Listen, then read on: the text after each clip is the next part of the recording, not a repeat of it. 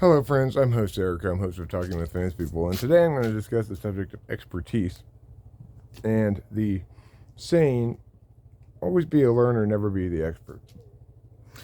There's a saying I hear sometimes on Naked and Afraid, like some contestants understandably come in and say, I'm not going to try to pretend like I'm the expert in everything and then set myself up for failure. I'm always ready to learn more things. It just helps me to get better. That keeps the right state of mind or whatever.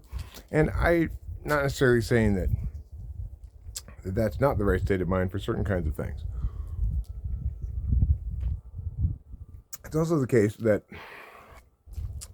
I've seen people come into Naked and Afraid with astonishing bushcraft skills, well beyond the level of even the high quality other competitors, and they typically don't.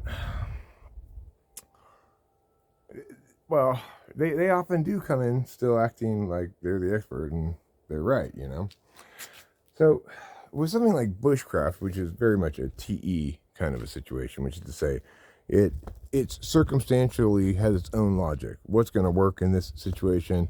You might learn general things that are going to work in many situations, but the specifics of this situation are going to dictate exactly what needs to be done. So in that regard, you can only be so much of an expert because it's dealing with a dynamic, fluid reality that's changing and that is very much contextually dependent.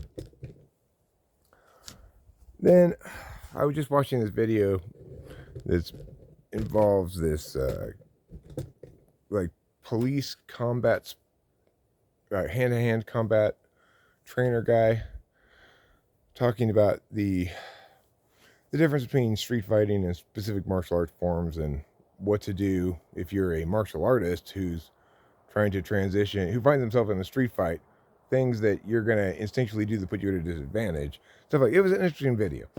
And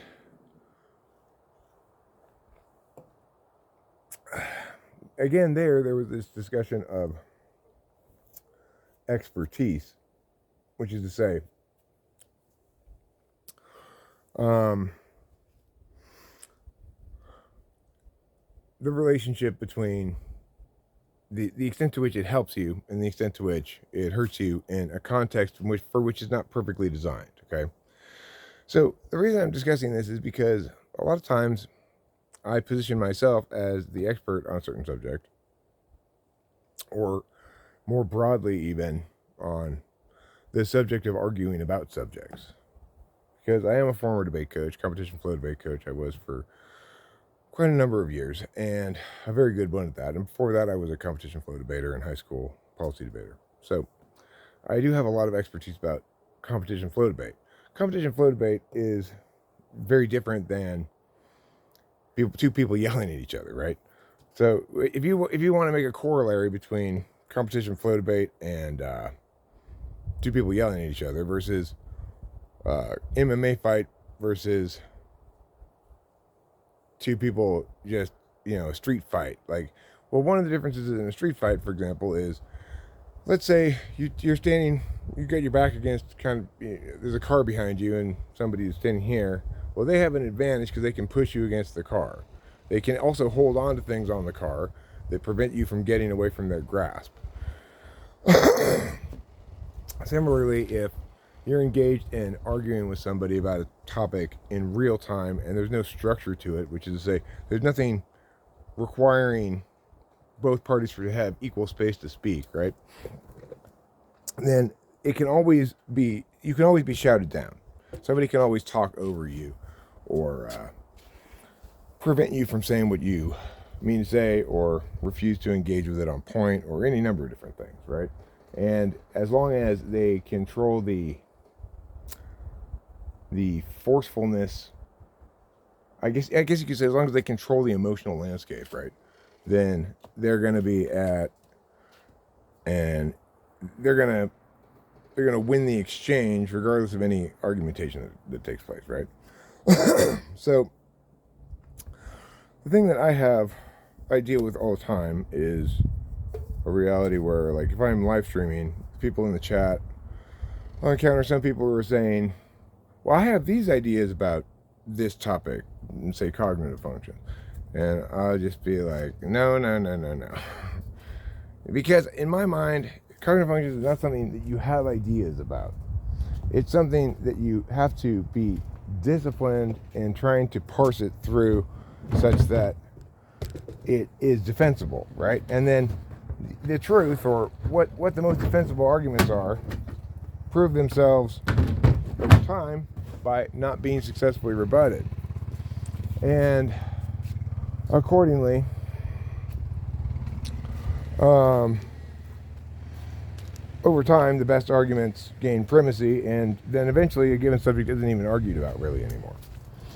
Now, sometimes there can be some backsliding. Like, last I had checked, there wasn't any reason to argue in favor of flat Earth, but we seem to have returned to that time period in history.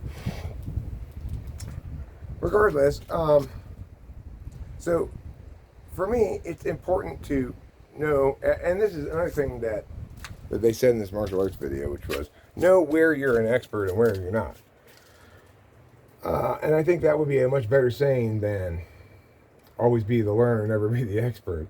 Because the more of an expert you are in something, the more instantaneously, readily, and effortlessly do you absorb new bits of learning about the subject. So, for example, because I'm a debate coach, I remember not that long ago, after my active coaching time, somebody introduced me to a new debate term, and I don't remember what it was right now, but it was basically a term for what I call an ATAT, which is an answer to an answer to. So it's the rebuilding of your case after the rebuttal. So it's easy for me to understand what the term meant, right? Because I already had a different term for the same concept.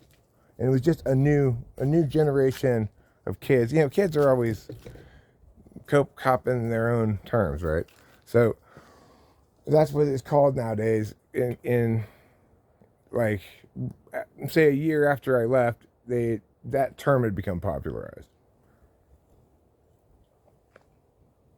Retired, left, whatever you want to call it. So the thing is, to be truly an expert in something that has static kind of expressions, like language, like you can parse it properly, is to always be the best at learning the new thing, because you have all the requisite pre-knowledge necessary to understand any new concept that is introduced to you. Accordingly, like, somebody might come up with a proof of Mia's conjecture in math, right? It's brand new, this proof, to me and every other every mathematician on the planet. But they're going to understand it. They're the only ones who are going to be able to actually check to see if it's correct, right? Because they understand the processes of advanced math proofs, etc. They know what all the symbols mean, and they know how different functions can be executed without changing fields, so to speak. You know, they know everything you need to know to check to see if it's actually correct. So they're going to be easily able to learn this new concept because it fits in with all the concepts they already understand. Accordingly, with, say, debate, which nobody disputes that I'm an expert in, which is nice because people dispute that I'm an expert in other things all the time. I'm going to be able to be both the expert and the best learner. But not everything is like that, right? So it could be that somebody takes me by surprise argumentationally, approaches a given topic in a way that I suspect is going to be like I've seen before, and then pull something brand new out of their ass, and I'm like, oh, okay, well, I guess I got schooled, you know?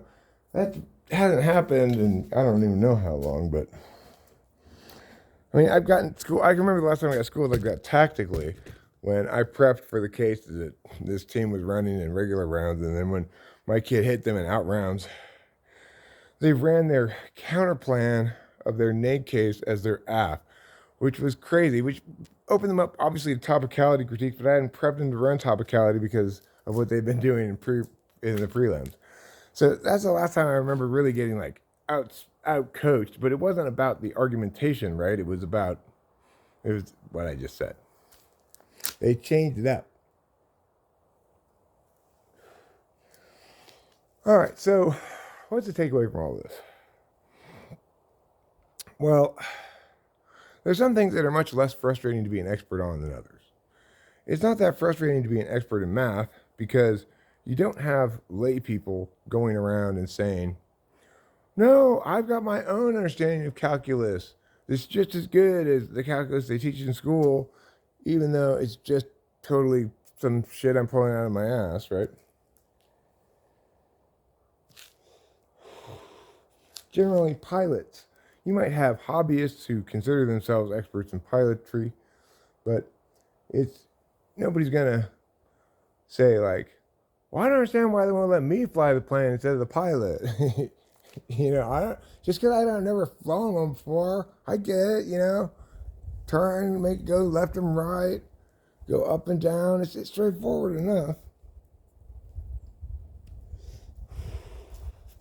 In contrast, when it comes to, say, public policy, everybody feels as though having their passion about some political boogeyman or some political savior or whatever is a useful contribution to public policy. They're absolutely wrong. Public policy requires expertise. There used to be a term, policy wonk, that described people who actually understood the intricacies of public policy. Like, if you don't understand the difference between running a means-tested entitlement program and the alternatives to that, then you have no business talking about public policy at all, really. Especially if you're advocating for some kind of entitlement, right? If you don't understand the negative and positive impacts of spending government money in meow way, in a dispassionate calculus, then you don't have any business even talking about public policy. But nobody tends to agree with me that I could be an expert on public policy and therefore qualified to engage in political discourse in a way that other people are not qualified to engage in it. If I were a calculus professor, they'd agree that I was qualified to talk about calculus in a way that people who don't know calculus aren't qualified to talk about it, right? So there are some areas, though, where you should never be an expert, always a learner, such as music. Because music is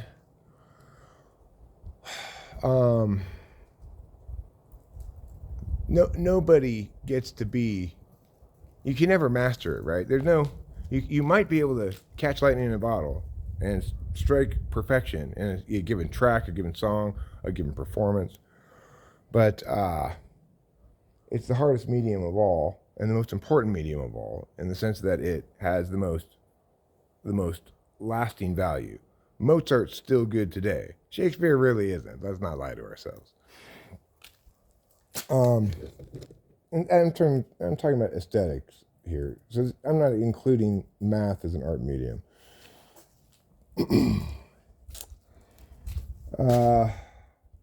So a bit rambly here, this video, but the bottom line is, when we talk about expertise and when we evaluate our own expertise in things, we should also be evaluating the kind of thing that we're talking about. Like, if I'm an expert in chemistry, that's a much more precise and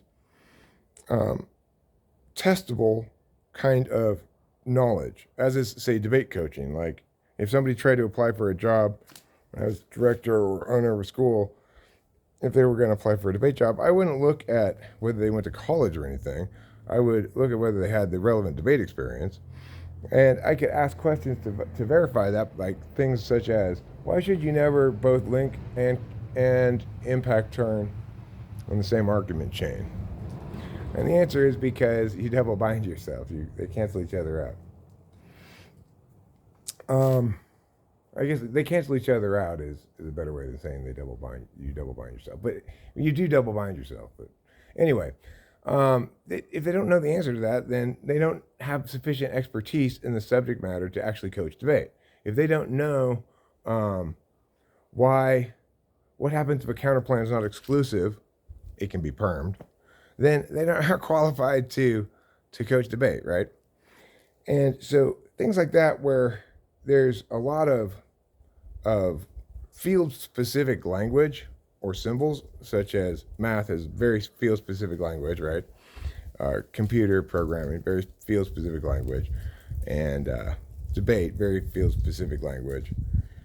But versus things that don't have very field specific language, like talking about politics, um, the expertise might still be there in the thing that has less field specific language, but all that means is that the impacts of Dunning-Kruger effect are maximized. Namely, the people who know least about something overestimate their skills in it the most.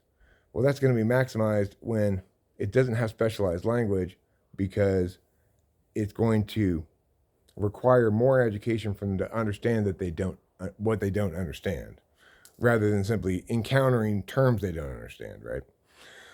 So I guess I'm gonna wrap this video up. I hope you enjoyed it. I hope it was good. We'll see what people think about it.